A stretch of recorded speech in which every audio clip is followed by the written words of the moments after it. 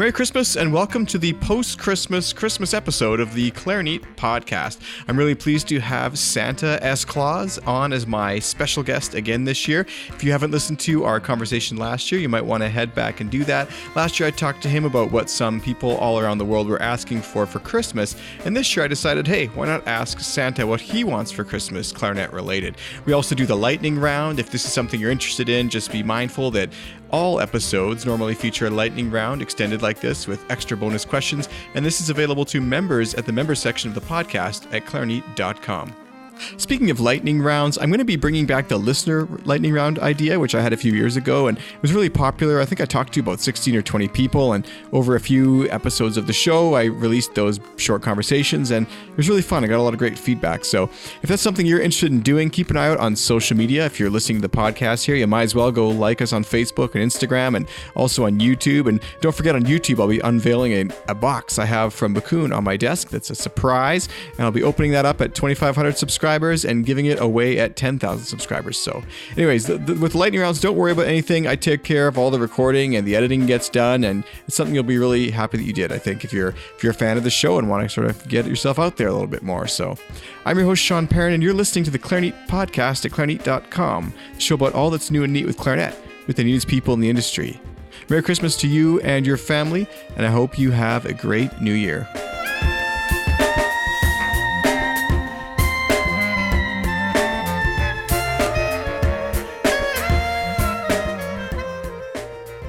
Encoda is a new app that lets you stream, practice, and perform tens of thousands of music scores. It's kind of like Netflix, but for music. Get a free trial today. Just search for Encoda on your device's app store. That's Encoda, N-K-O-D-A. Take your clarinet to the next level with a new mouthpiece, barrel, or bell from Bakun Musical Services. With free shipping to the United States and Canada, 14-day easy returns, and expert advice, you can be sure that you're making the best choice for your musical needs. After all, the best time to upgrade your clarinet was yesterday, but the second best time is today. Use code Clarineat at bakunmusical.com and save 10% on your next accessory purchase. That's code Clarineat at bakunmusical.com. Have you wanted to try D'Addario reeds but weren't quite sure which to choose? Here's how to decide.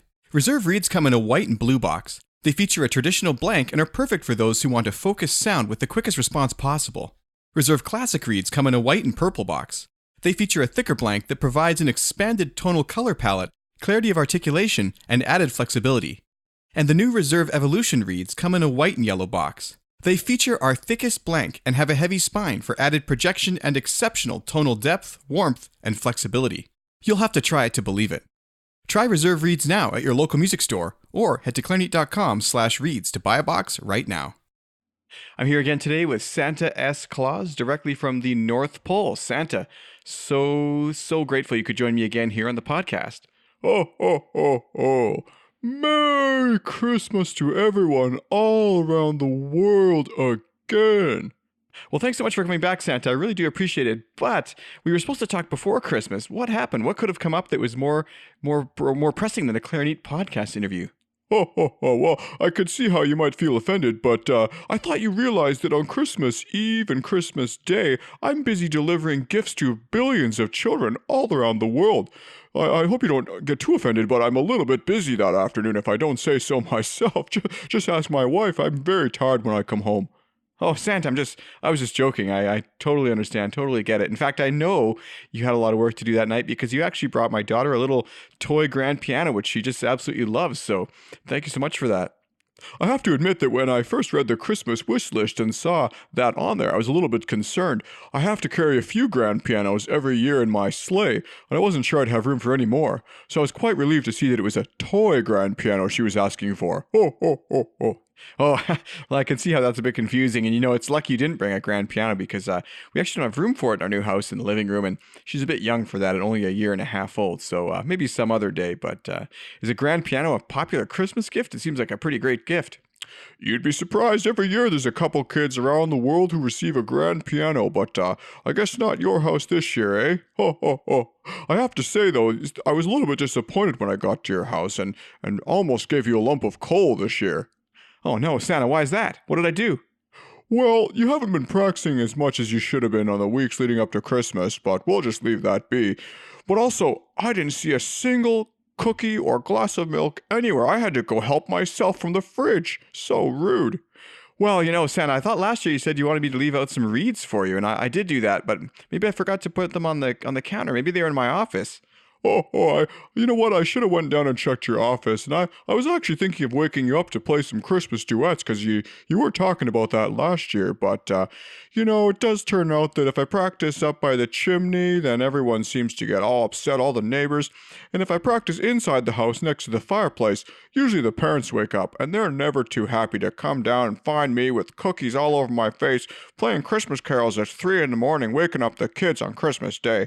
I find it's just better to let everybody sleep and practice the clarinet on my own time.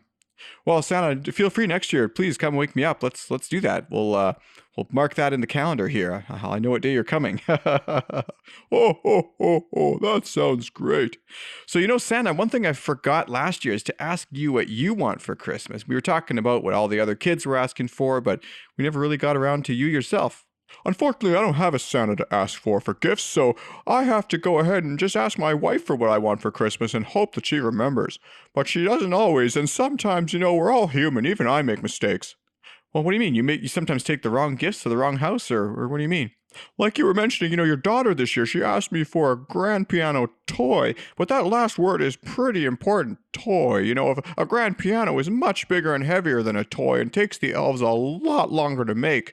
So what happened?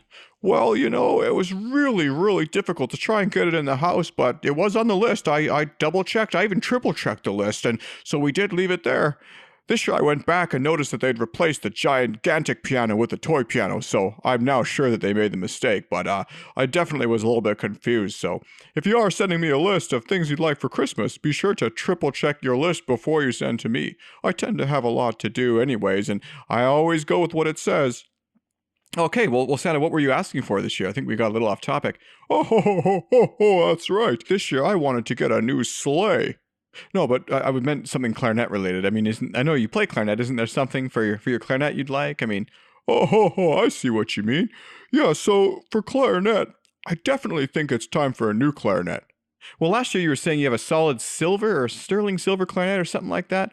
Yeah, I do. Yeah, it's an excellent instrument, and it is excellent in the cold because it definitely helps to prevent from cracking if your instrument's made of sterling silver instead of wood.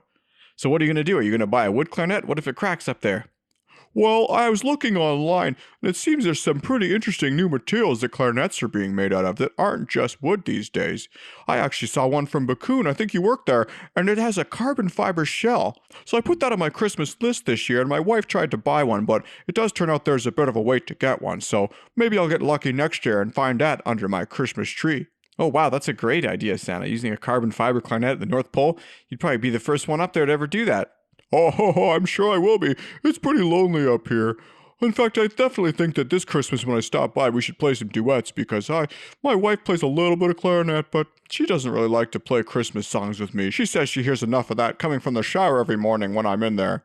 Wait, you sing Christmas songs year-round in the shower? I wouldn't want to play duets with you either.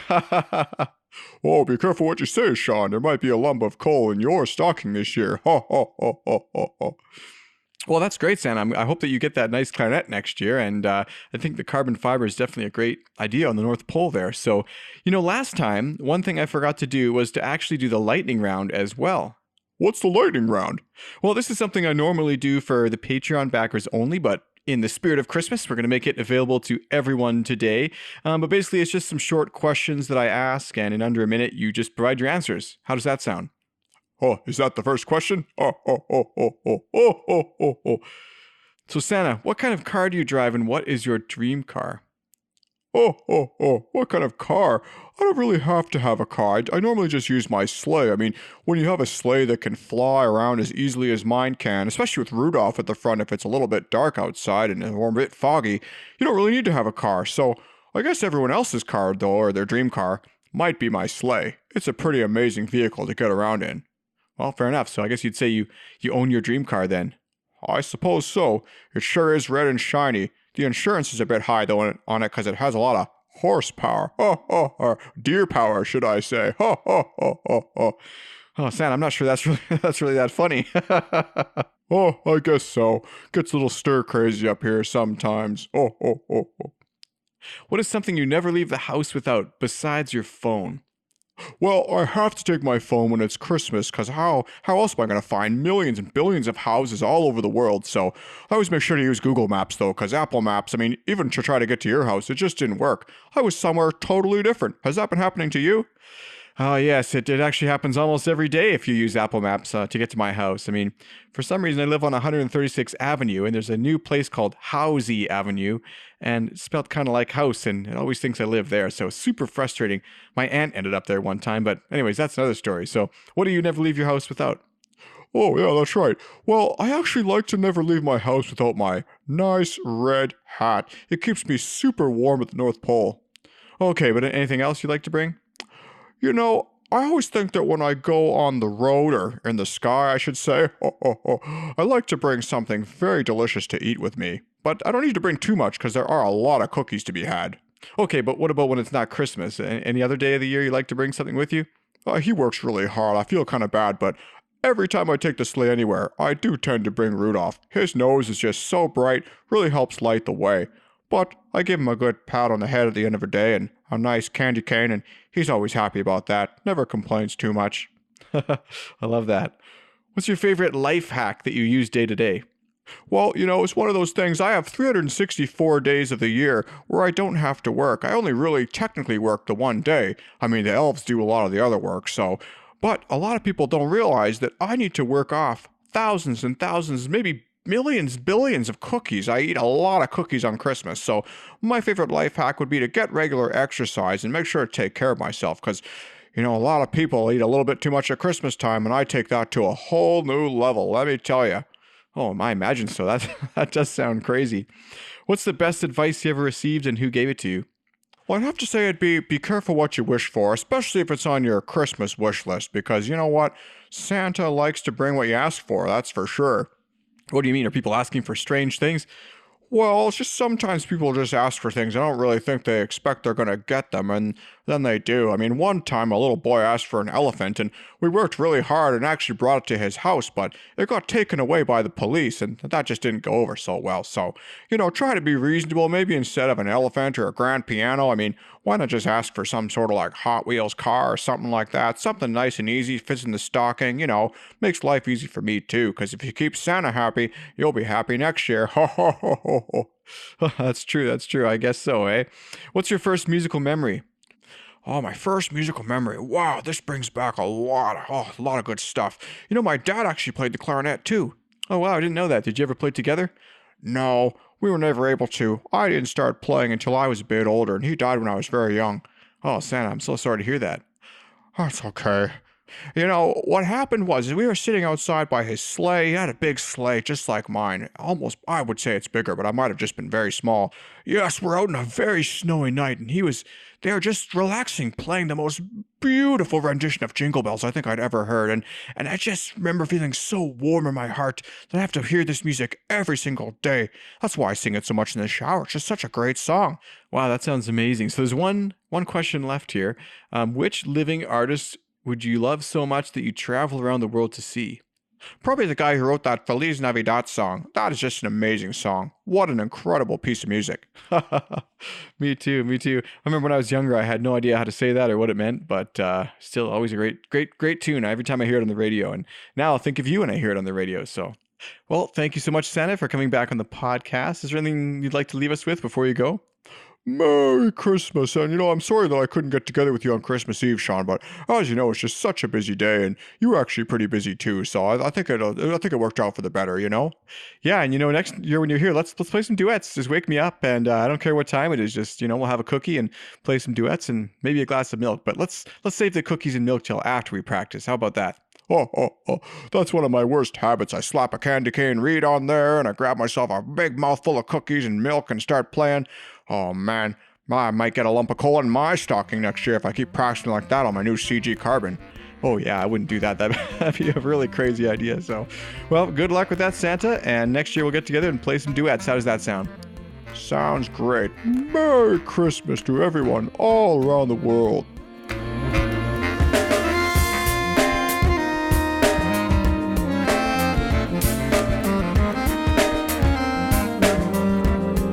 Thank you so much for listening to today's episode of the Clarineat Podcast, and also for sticking around for the entire year, and you know what, maybe even for the last 4 years if you've been here since the beginning. So it's kind of hard to believe, but this is actually my 4th year of podcasting now. The first episode of Clarineat actually aired way back in December 2015, which is, where does the time go? It's so crazy. So speaking of the podcast and listeners and sort of celebrating that, like I was saying at the beginning, I want to have more listener lightning round episodes. So do keep an eye out on social media. I'll be posting a link where you can go ahead and book a time with me to be featured as a sort of mini guest on the show.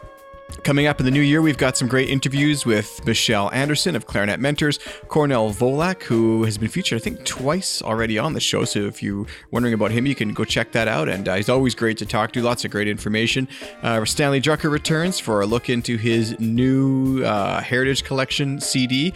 And also, what else is there coming up? There's at least 1 or 2 more pre-recorded. But before the year wraps up, I have a couple special episodes. You're going to get to come for a drive with me and sort of talk shop about the podcast.